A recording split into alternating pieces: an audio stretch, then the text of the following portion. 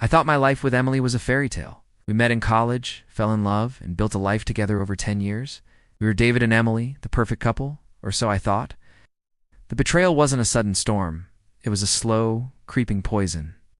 It started with late nights at work, hushed phone calls, and a growing distance between us that felt like a canyon. I tried to talk to her, to understand what was wrong, but she'd just smile that sweet smile and tell me I was being paranoid. "You're my everything, David," she'd say, and for a while I believed her. I wanted to believe her. The truth came crashing down on me at our own anniversary party. I'd planned a surprise trip to Paris, our dream destination. As I stood up to make the announcement, I overheard her talking to her friend Sarah in the kitchen. The door was slightly ajar. "He's so naive," Emily whispered, followed by a light, cruel laugh. "He actually thinks I still love him. If he only knew about Mark." Mark, my supposed best friend. The pieces clicked into place with a horrifying, gut-wrenching finality. The late nights, the secret calls, it was all a lie. I felt the air leave my lungs.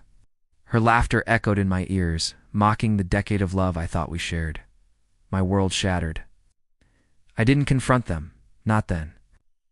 I walked back into the party, my heart a block of ice in my chest. I smiled, raised my glass, and toasted to 10 wonderful years. The lie tasted like ash in my mouth. Emily beamed, completely oblivious. That night, as she slept beside me, a new feeling took root in the ruins of my heart. A cold, calculated resolve. She laughed at my pain. She and Mark thought they had won. But they had underestimated me. They saw me as naive, trusting David. They had no idea I was about to become their worst nightmare. My plan for revenge wouldn't be loud or explosive. It would be silent, precise, and utterly devastating. The first step was to play the part of the fool. I became the most attentive, loving partner she could ever imagine.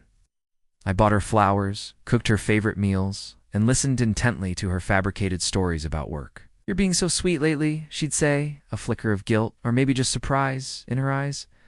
I'd just smile and reply, "You deserve it." All the while, I was gathering information. I knew Mark was a partner at a small, ambitious tech firm they had started together. Their biggest project, a revolutionary new app, was their ticket to the big leagues. Conveniently, Emily handled their finances and client relations. I started paying very close attention to their company. My background is in cybersecurity.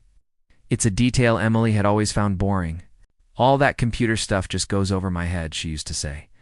Now my boring skills were my greatest weapon. I spent my nights not sleeping, but digging. I set up discrete monitoring on our home network. It didn't take long to find what I was looking for. Emily wasn't just careless. She was arrogant.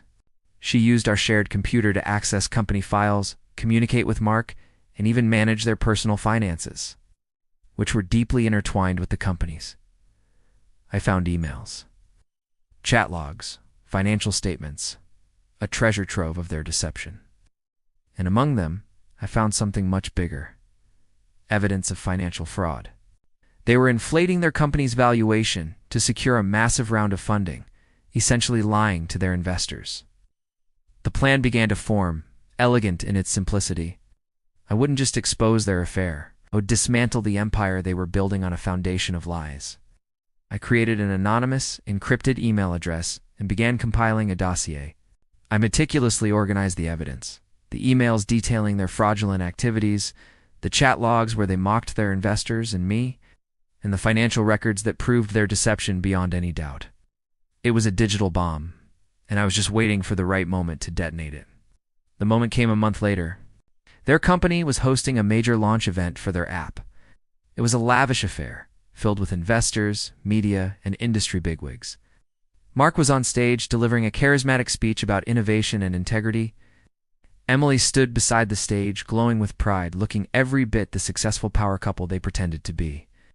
She caught my eye in the crowd and blew me a little kiss. I smiled back, a genuine smile this time, because I knew. From my phone, sitting in the back of the auditorium, I hit send. The dossier went out to every major investor in the room, to a select group of tech journalists I knew would chase the story, and to the board of directors of their parent company. Then, for good measure, I sent a separate, more personal package to Mark's wife. It contained only the explicit chat logs between him and Emily.